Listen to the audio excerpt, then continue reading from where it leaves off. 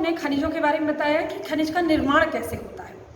अब देखिए, खनिजों के विविध रंग, कठोरता, चमक, घनत्व, विविध क्रिस्टल पाए जाते हैं। भूवैज्ञानिक इन्हीं विशेषताओं के आधार पर खनिजों का वर्गीकरण करते हैं। अब देखिए, आपकी किताब में खनिजों का वर्गीकरण भी दिया हुआ है। अब खनिजों का वर्गीकरण देखिए, चलिए अच्छा, किताब के माध्यम से ही हम आप लोग को दिखा दें।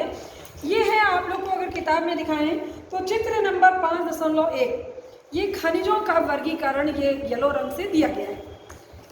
अब इसमें खनिज के 3 प्रकार दिखाए हैं, धात्विक खनिज, अधात्विक खनिज और ऊर्जा खनिज। धात्विक खनिज में कौन कौन से बच्चों आते हैं? लौह धातु, जिसमें लोहे के अंश होते हैं। लौह अयस्क, मैग्नीज, निकल और कोबाल्ट आदि ये लौह अयस्क धातु में आते हैं, यानी लौह धातु में आते हैं। फिर अलौह धातु जैसे तांबा, सीसा, जस्ता, बॉक्साइड आदि ये अलौह खनिज में शामिल होते हैं। फिर बहुमूल्य खनिज जैसे सोना, चांदी, प्लेटिनम आदि ये जो है बहुमूल्य खनिज में आते हैं। बहुमूल्य क्यों? क्योंकि इनकी मार्केट में कीमत बहुत अधिक होती है। तो ये बड़ा धात्विक खनिज में लौहयुक्त, अलौहयुक्त और बहुमूल्य धातु। इसके बाद आप चलते हैं अधात्विक खनिज में।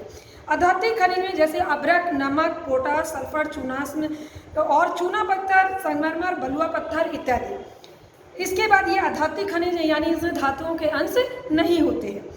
तो इसमें अभ्रक, नमक, पोटाश, सल्फर, चूनास्म और चूना पत्थर, संगमरमर और बलुआ पत्थर आदि शामिल होते हैं। अब ऊर्जा खनिज आते हैं तीसरे नंबर पे। ऊर्जा खनिज यानी जिनकी उससे ऊर्जा उत्पन्न होती है उसे ऊर्जा खनिज कहते हैं। जैसे कोयला, पेट्रोलियम तथा प्राकृतिक गैस, इनको जलाने से क्या होता है? ऊर्जा उत्पन्न होती है, इसलिए इनको ऊर्जा खनिज कहते हैं। ये तो देखा आप लोग ने बच्चों खनिजों का वर्गीकरण, धात्विक, अधात्विक और ऊर्जा खनिज। इसके अंतर्गत कई खनिज शामिल हैं। अब आता है खनिज की उपलब्धता, यानी ये खनिज की उपलब्धता कहाँ कहाँ और कितनी मात्रा में कैसे कैसे पाई जाती है। अब सबसे पहला जो टॉपिक इसमें आता है, खनिज कहाँ पाए जाते हैं। सामान्यतः खनिज अयस्कों में पाए जाते हैं। किसी भी खनिज में अन्य अवयवों या तत्वों के मिश्रण संचालन हेतु अयस्क शब्द का प्रयोग किया जाता है। फिर से देखिए, खनिज में अन्य अवयव या तत्वों के मिश्रण या संचयन हेतु जो है वो अयस्क शब्द का प्रयोग किया जाता है। खनन आर्थिक महत्व तभी है जब अयस्क खनिजों के संचयन की पर्याप्त मात्रा में हो। खनिजों के खनन की सुविधा के निर्माण और संरचना पर निर्भर करता है। हमारे लिए मुख्य शैल समूहों को समझना अत्यंत आवश्यक है। शैल समूह यानी चट्टानों के समूह को समझना आवश्यक है, क्योंकि बहुत सारी चट्टानें खनिजों से निर्मित होती हैं। अब देखिए, सबसे पहले आप लोग पढ़ेंगे आग्नेय तथा कायांतरित चट्टानें। ये चट्टानों के नाम है आग्नेय तथा कायांतरित चट्टानें। चट्टानों में खनिज दरारों, जोड़ों, भ्रंशों, विद्रों में मिलते हैं। छोटे जमाव सिराओं के रूप में, वह जमाव के परत के रूप में पाई जाती है। इसका निर्माण अधिकतर उस समय होता है जब ये तरल अथवा गैसीय अवस्थाओं के दरारों के सहारे भूपृष्ठ की ओर धकेले जाते हैं। ऊपर से आते हुए ये ठंडे होकर जम जाते हैं। जैसे इसमें मुख्य धात्विक खनिज जैसे जस्ता, तांबा, जिंक, सीसा इत्यादि इस तरह की सिराओं और जमाओं के रूप में प्राप्त होता है। यानी ये आग्नेय और कायांतरित शैलों से इन खनिजों का निर्माण होता है। जस्ता, तांबा, जिंक और सीसे का निर्माण होता है। अब दूसरी तरफ चलते हैं अनेक खनिज अवसादी चट्टानों से। अवसादी यानी नदियाँ जो है बरसात के समय जितने भी धूल मिट्टी के कण अपने साथ तेज बहाव के साथ लाती हैं, उनको क्या कहते हैं? अवसाद कहते हैं।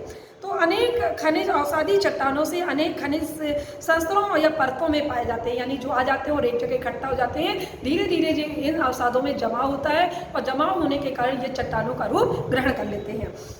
इनका निर्माण क्षैतिज परतों में निक्षेपण, संचयन और जमाव का परिणाम है। कोयला तथा अन्य प्रकार के लौह अयस्क के निर्माण लंबी अवधि तक अधिक ऊष्मा और दबाव का परिणाम है।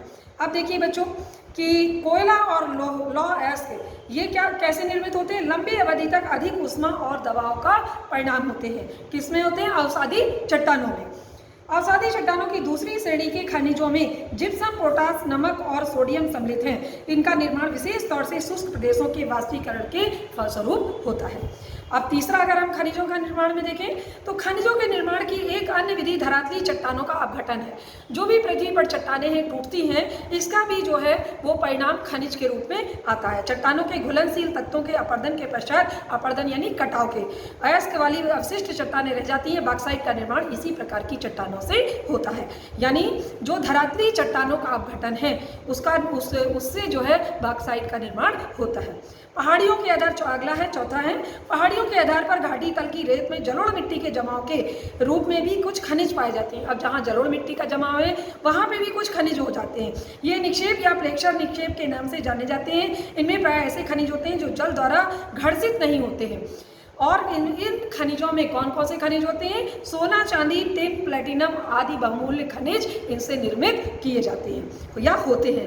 अब पांचवा जो है बच्चों, महासागरीय जल की विशाल मात्रा में खनिज पाए जाते हैं।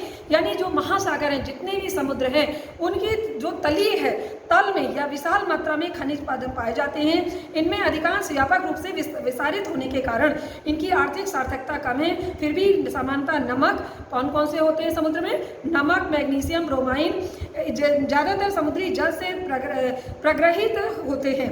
महासागरीय तली में मैग्नीज ग्रंथिकाओं में धनी। ये तो पढ़ा बच्चों कौन सी चट्टानों से या किस तरह खनिजों के निर्माण से कौन कौन से खनिज निर्मित होते हैं। तो इतना पढ़ लिया बच्चों, आज के वीडियो में इतना ही। धन्यवाद बच्चों।